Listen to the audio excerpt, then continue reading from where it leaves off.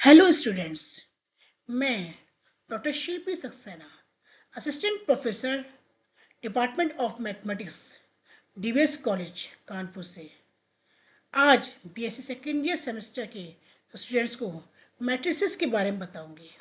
वैसे तो ये सब्जेक्ट आपके लिए ये टॉपिक आपके लिए कोई नया नहीं है। जब आप लोग 12th पास करके आए होंगे तो आपने इसके बारे में पढ़ा होगा बहुत अच्छे से, पर फिर भी हम इसको आज यहाँ स्टार्टिंग से पढ़ेंगे। आज हम इसमें पढ़ेंगे मैट्रिसेस क्या होती है, कितने टाइप्स की होती है, क्या इसकी प्रॉपर्टीज़ हैं और इसमें किस तरह की प्रॉब्लम हम लोग फेस करते हैं, और उसी को पढ़ते पढ़ते आगे हम और भी नई चीज़ें सीखेंगे।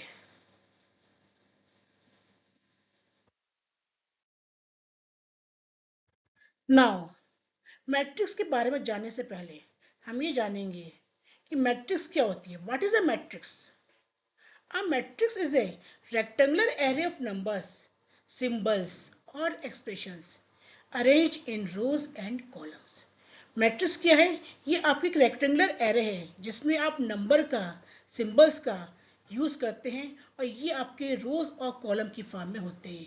या ये कह सकते हैं कि मैट्रिक्स क्या है, एक टेबल की फॉर्म में होती है जिसमें आपके रो और कॉलम होते हैं, उसमें आप इन सब का यूज करते हैं। अब मैट्रिक्स का हमने क्या लिखा है, देखिए मैंने यहाँ पे लिखा है ए, कैपिटल ए। ये इस मैट्रिक्स को मैंने नाम दिया है कि एक मैट्रिक्स ए है। जब भी आप किसी मैट्रिक्स को कोई नाम देंगे तो उसको हमेशा आप कैपिटल लेटर से यूज करेंगे, और उसके अंदर के कंटेंट्स यानी कि जो उसके एलिमेंट्स हैं उसके लिए हम स्मॉल लेटर का यूज करेंगे। जैसे मैंने क्या दिया है, इसमें आपके जो लेटर्स हैं वो हैं A11, A12, A13। ये आपकी हुई रोज। A21, A22, A23 second row. A31, A32, A33 ये आपकी रही थर्ड रो। कॉलम कैसे हुए? A11, A21, A31 ये आपका है first column. A12, A22, A32 second column. A13, A23 और A33 ये आपका है थर्ड कॉलम। अब मैंने इसको जब नाम दिए A11, तो ये क्या है? ए के साथ में आपका अटैच हुआ रो इनटू कॉलम, यानी कि first row first column. A12 row first चल रही है, भाई क्या हो गया यहाँ पे? सेकंड कॉलम स्टार्ट हो गया। तो इसका क्या नाम रहा? इसका कहना चाहिए, इसका जो एड्रेस कह लीजिए वो आएगा, या इसकी लोकेशन कह लीजिए वो आपका रहा A12। फिर आपका आया A13 यानी कि फर्स्ट रो और थर्ड कॉलम।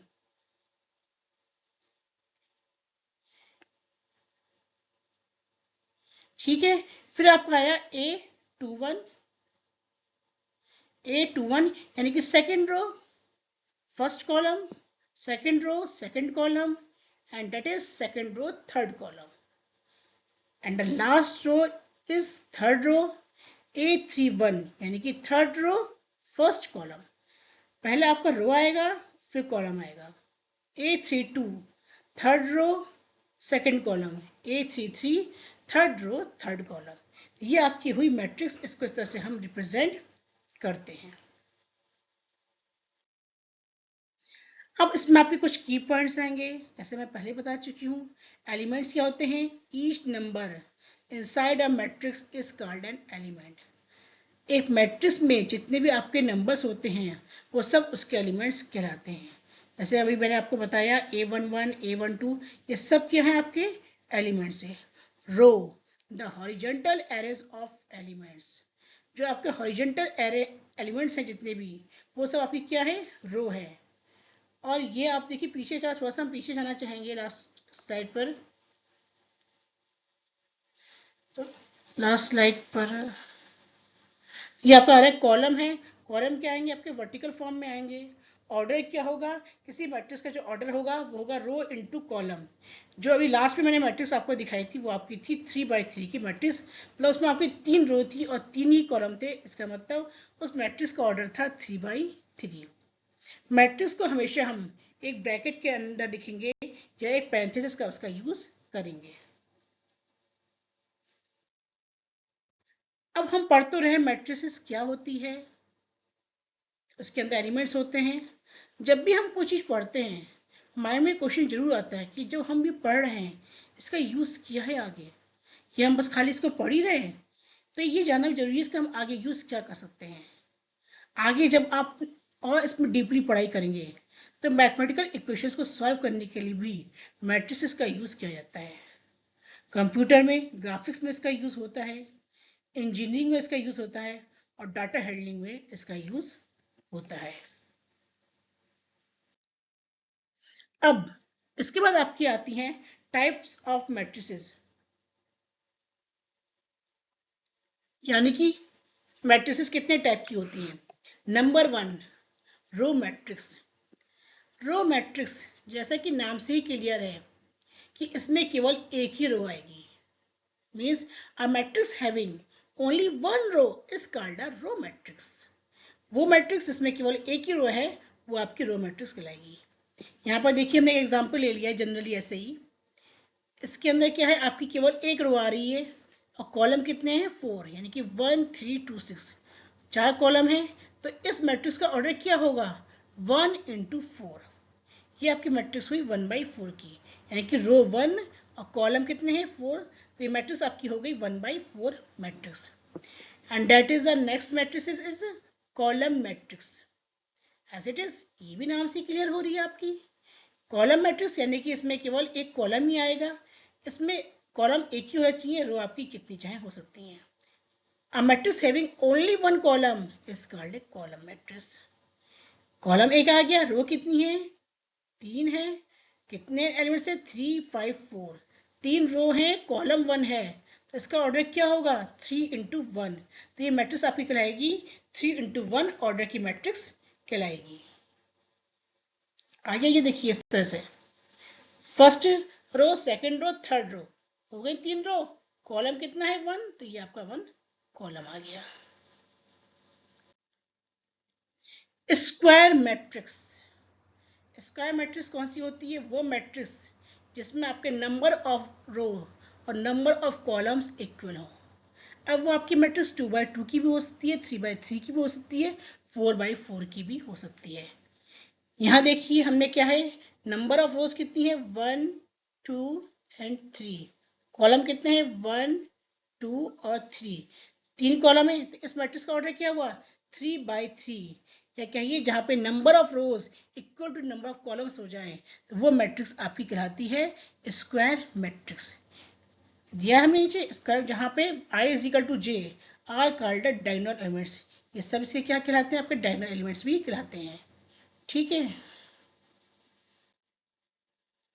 जीरो मैट्रिक्स, नाम से ही क्लियर हो रहा है, जीरो मैट्रिक्स वो मैट्रिक्स जिसका हर एक एलिमेंट जीरो हो, वो आपकी जीरो मैट्रिक्स कहलाती है। मैट्रिक्स का नाम हमने क्या दिया है, ए, सारे एलिमेंट्स इसके अंदर कितने हैं, जीरो हैं, तो ये आपकी क्या कहलाएगी, जीरो मैट्रिक्स कहलाती है। कहीं पे इसको नल मैट्रिक्स भी कहा जाता है। दो नाम है, zero matrix and null matrix, आप कुछ भी इसको कह सकते हैं। फिर नेक्स्ट आपकी आती है डायगोनल मैट्रिक्स।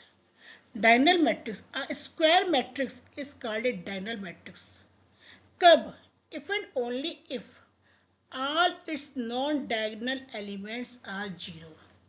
वो मैट्रिक्स जो स्क्वायर मैट्रिक्स तो हो ही, इसके सारे नॉन डायगोनल एलिमेंट्स जीरो हों और जो आपके डायगोनल एलिमेंट्स हैं वो आपके जीरो होने नहीं चाहिए, ये आपकी क्या कहलाएगी, डायगोनल मैट्रिक्स कहलाएगी। देखिए डायगोनल क्या होता है, डायगोनल वो होता है जहाँ पे आपका, जैसे आपका A I J, A11 आया, A122 इस तरह से आया, तो A11 A22 A33 यानी कि I is equal to J के कर हो जाए, वो आपकी क्या कहलाएंगे, डायगोनल और एलिमेंट, डायगोनल एलिमेंट्स कहलाएंगे। यहाँ पे क्या है डायगोनल वाला आपका 5 3 1, ये सब क्या है आपके, ये आपके जीरो आ रहे हैं, तो ये क्या कहलाएगी, आपकी डायगोनल एलिमेंट्स कहलाएगी। इसके जितने भी आपके नॉन डायगोनल एलिमेंट्स हैं वो सब जीरो है, देखिए। और डायगोनल एलिमेंट्स कौन से आ रहे हैं, 5 3 1। Scalar matrix. स्केलर मैट्रिक्स क्या होती है, a diagonal matrix in which all the diagonal elements are equal. वो मैट्रिक्स जिसके डायगोनल एलिमेंट्स इक्वल हों वो आपकी स्केलर मैट्रिक्स कहलाती है। हमने जो एग्जाम्पल लिया है इसमें हमने डायगोनल एलिमेंट्स कौन से लिए हैं, 2 2 लिए हैं, तो ये आपके क्या हैं, ये दोनों एलिमेंट्स एक दूसरे के इक्वल हैं, ये आपकी कहलाएगी scalar matrix. The next is identity matrix. Identity, नाम से क्लियर है, 1। वो स्केलर मैट्रिक्स इसका हर एक डायगोनल एलिमेंट यूनिटी हो यानी कि 1 हो, वो आपकी कहलाएगी आइडेंटिटी मैट्रिक्स। इसको हम यूनिट मैट्रिक्स भी कहते हैं। ये सब हम पढ़ रहे हैं मैट्रिक्स के बारे में कि कितने टाइप्स की मैट्रिक्स होती हैं। तो ये सब हमको मैट्रिक्स के बारे में फर्दर पढ़ने के लिए या डीप में जाने के लिए पहले इन सब का एक ब्रीफ इंट्रोडक्शन पता होना चाहिए। अब आपकी आती है इक्वल मैट्रिसेस। दो मैट्रिक्स दे रखी हैं आपको, वो इक्वल कब होंगी? ये दो मैट्रिक्स हमने ली हैं ए और बी, ठीक है। ये आपकी इक्वल कब होंगी? जबकि उनका ऑर्डर सेम हो, ठीक है। यानी कि नंबर ऑफ रोज जितनी ही आपकी मैट्रिक्स ए में है उतनी ही नंबर ऑफ रोज बी में हो, और जितने नंबर ऑफ कॉलम्स ए में है उतने ही नंबर ऑफ कॉलम्स बी में हो, ओके। और उसके कॉरेस्पॉन्डिंग एलिमेंट्स भी इक्वल हो, यानी कि A I J is equal to B I J, तब वो मैट्रिक्स आपकी इक्वल मैट्रिक्स कहलाती है। बेटा अब इस पर हम लेकर के आ रहे हैं आपकी कुछ प्रॉब्लम्स। किसी भी चीज को अच्छे समझने के लिए अगर हम उसको प्रॉब्लम के थ्रू समझेंगे तो उससे हमें कंसेप्ट अच्छे से क्लियर हो जाता है। तो अभी मैंने आपको पढ़ाया मैट्रिक्स, इक्वल मैट्रिक्स पढ़ी है, सब जो पढ़ा हमने उस सब का यूज ही हम प्रॉब्लम में कैसे करते हैं देखते हैं। एक प्रॉब्लम हमने ली है, if A is equal to cos alpha minus sine alpha cos alpha. अब ये कह रहा है then for what value of alpha is A an identity matrix. इसने पहले कह दिया कि ए क्या है, ये जो मैट्रिक्स ए है ये आपकी एक आइडेंटिटी मैट्रिक्स है। इसमें हमें एंगल अल्फा की वैल्यू को फाइंड आउट करना है। जब ये कह रहा है कि ये आइडेंटिटी मैट्रिक्स है तो हमें पता होना चाहिए कि आइडेंटिटी मैट्रिक्स क्या होती है। वो मैट्रिक्स जिसमें आपका डायगोनल एलिमेंट्स क्या हो, या यूनिट मैट्रिक्स कह लीजिए, 1 आना चाहिए। इसका मतलब क्या होगा, अगर ये आइडेंटिटी मैट्रिक्स है, देखिए अगर ये आइडेंटिटी मैट्रिक्स है तो क्या होना चाहिए, यहाँ पे 1 होना चाहिए, यहाँ 1 होना चाहिए और इन दोनों पे 0 होना चाहिए, तभी तो आपकी आइडेंटिटी मैट्रिक्स कहलाएगी। अगर ऐसा है तब क्या होगा, ये इसके इक्वल होगा। देन इस सब केस में क्या होगा, cos alpha is equal to 1 और sine alpha is equal to 0 के होगा कि नहीं होगा। अब देखिए cos alpha is equal to 1 और sine alpha is equal to 0 आ रहा है। इसमें हमें क्या निकालना है, अल्फा की वैल्यू निकालनी है, एंगल निकालना है। Cos alpha is equal to 1, alpha की किस वैल्यू के लिए, कि किस एंगल के लिए कॉस की वैल्यू 1 होती है।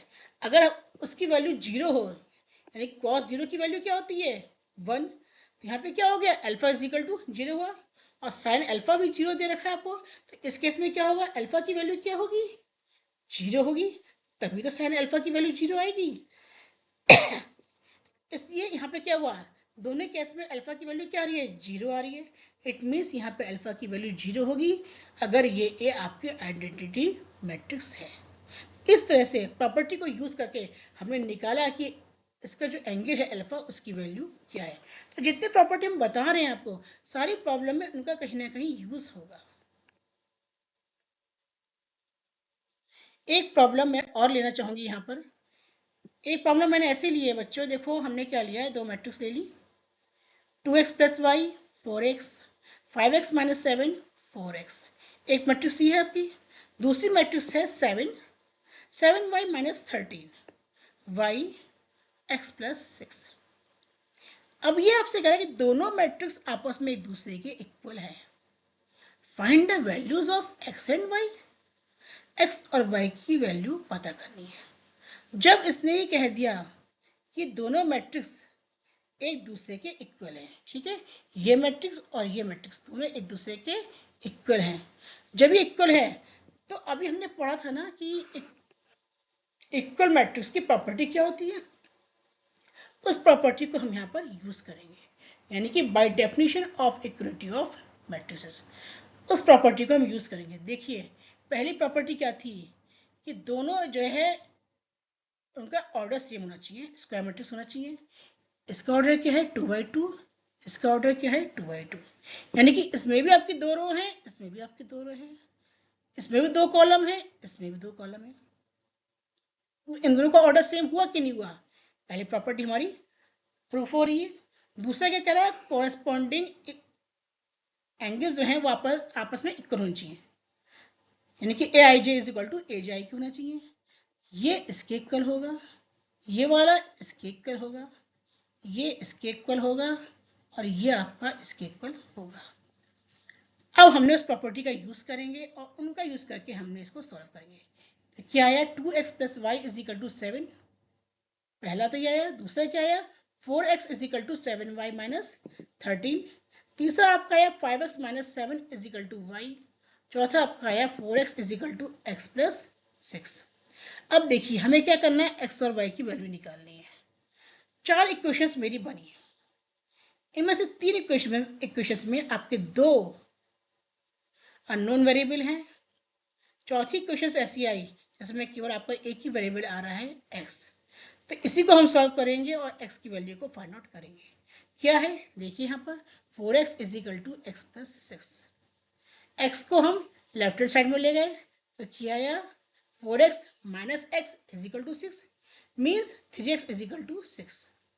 x की वैल्यू निकाल ली हमने, क्या आई 2 आ गई। अब इस वैल्यू का यूज करके हम y की वैल्यू को फाइंड आउट कर लेंगे। फर्स्ट इक्वेशन क्या थी मेरी, 2x plus Y is equal to 7। देखिए मैंने यहाँ पर लिखी 2x plus Y is equal to 7। यहाँ पर मैंने x की वैल्यू को पुट करा, 2 into 2 plus Y is equal to 7। क्या आया, 4 plus Y is equal to 7। क्या वैल्यू आई, y इज इक्वल टू 3। तो इस तरह से हमने x और y दोनों की वैल्यू को फाइंड आउट कर लिया। अब अगर चाहें तो यहाँ पर हम ये 2 इक्वेशन हमारी और बनी, इसमें इन वैल्यू को रख के पुट करके चेक भी कर सकते हैं कि हमारी इक्वेशन सही बनी है कि नहीं बनी है। चाहे देख लेते हैं, क्या ये 4x is equal to 7y minus 13। x की वैल्यू क्या है 2, 4 into 8, 4 into 2 is equal to 8। तो लेफ्ट हैंड साइड कितनी आई 8, यहाँ पुट करो 7 इंटू 3 21 माइनस 13, क्या आया 8, यानी कि left hand side is equal to right hand side. Same चीज आपकी यहाँ पर भी आ गई।